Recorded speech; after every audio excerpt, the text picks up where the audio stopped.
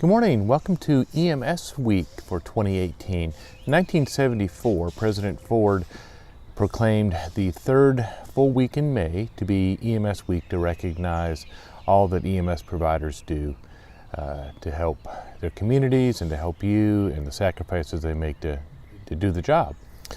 I've been doing EMS since 1986. I started with a volunteer ambulance service as an ambulance driver and kind of worked my way up through the ranks. We'll talk about the different levels of EMT in another video later this week. But I wanted to tell you about a call that has really touched me and kind of maybe explains why we do what we do. EMS providers spend an incredible amount of time going through their initial education to become an EMT or an advanced EMT or a paramedic, and then they have to spend 60 hours over every 2 years continuing that education to try to stay on top of all that they do. They work a wide variety of hours, 24 hours on, 48 hours off, 7 days on, 7 days off, 4 on, 3 off, 2 on, 3 off. There's all sorts of schedules. And there never seems to be a shortage of open shifts, so almost all of us work a little bit of overtime here and there. And we have to do this 365 days a year.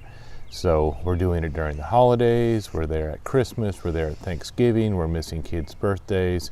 We do it day and night, so we stay away from our homes at night, and our significant others are oftentimes alone all night long while we're out trying to save lives and help our community.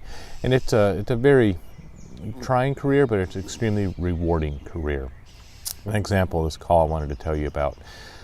We had run kind of at the end of the shift, we had a call for a chest pain, and a little secret about EMS, none of us like getting off late. We like getting off on time. That's another sacrifice we make. If we're supposed to get off at 7, we may get off at 7, we may get off at noon. Or if the worst case scenario, we may get off the next day at 7. We just never know exactly when we're getting off. So this was a call that was about 30 minutes before our shift change. And it was way out in the county.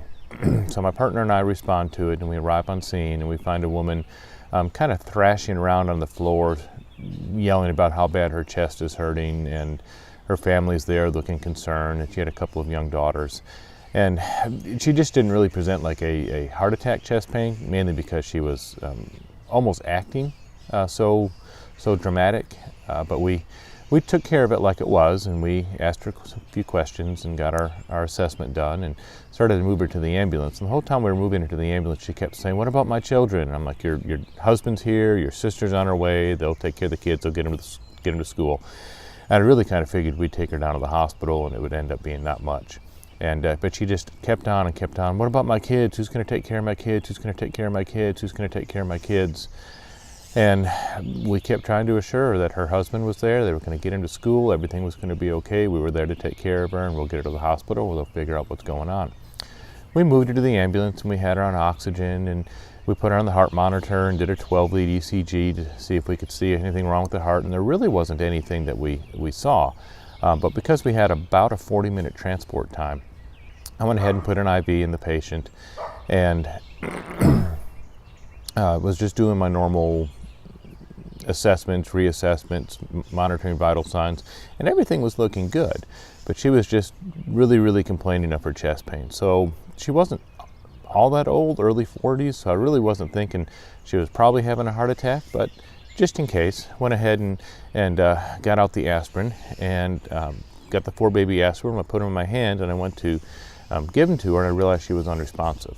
And I looked over at the monitor, and she was in ventricular fibrillation, which means her heart had stopped and was just shaking.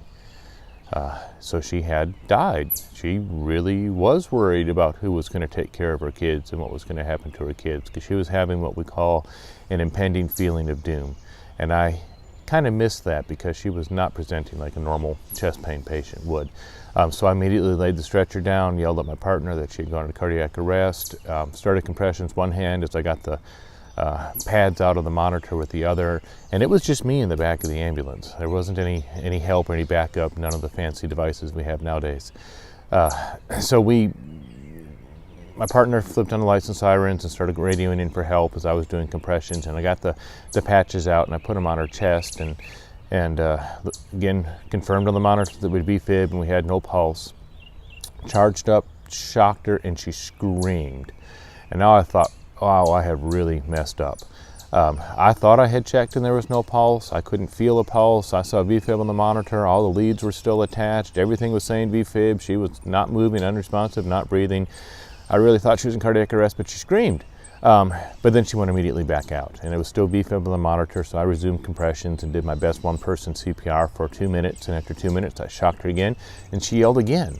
And that just freaked me out a little bit, having your patient yell every time you defibrillated her. Well, as I said, we were way out in the county, so we still had about 30 minutes to get to the hospital, even running an emergency.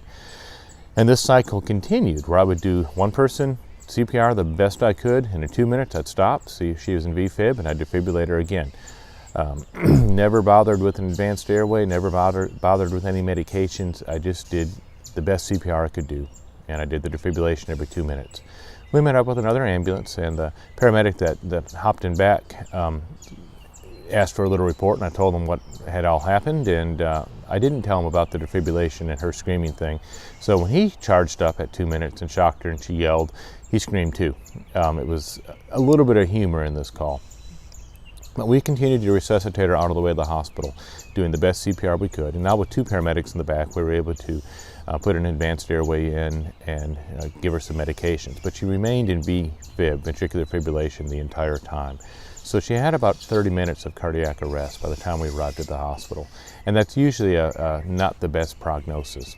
So we come through the emergency department door, she's still in VFib, and the doctors apparently did something better than I did with defibrillation, because on their first shock, she converted back to a normal sinus rhythm and started to come around. This was Monday before Thanksgiving on Thursday. They took her to the cath lab, did whatever they needed to do to her heart to fix things, but she went home for Thanksgiving, and she got to be with her family and her 2 young daughters on Thanksgiving. I haven't seen her since that call. This was a long time ago now. But it's one that stuck with me to realize just what a difference we make. Here is a family who had their wife and their mother and their daughter for one more holiday, one more Thanksgiving.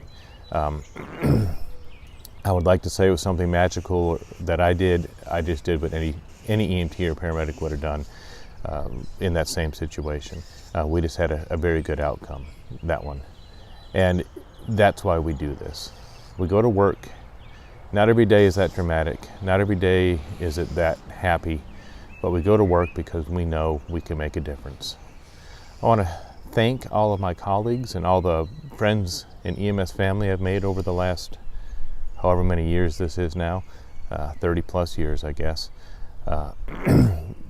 You guys are a very special, unique, and wonderful group of people to sacrifice all that you do, to take time away from your family and friends, to help your community, to save lives, to help perfect strangers. And we sure don't do it for the money. We occasionally get a thanks, but we know that every day we make a difference. And that's what EMS is about, helping our communities, helping our families, and making a difference. So, happy EMS week.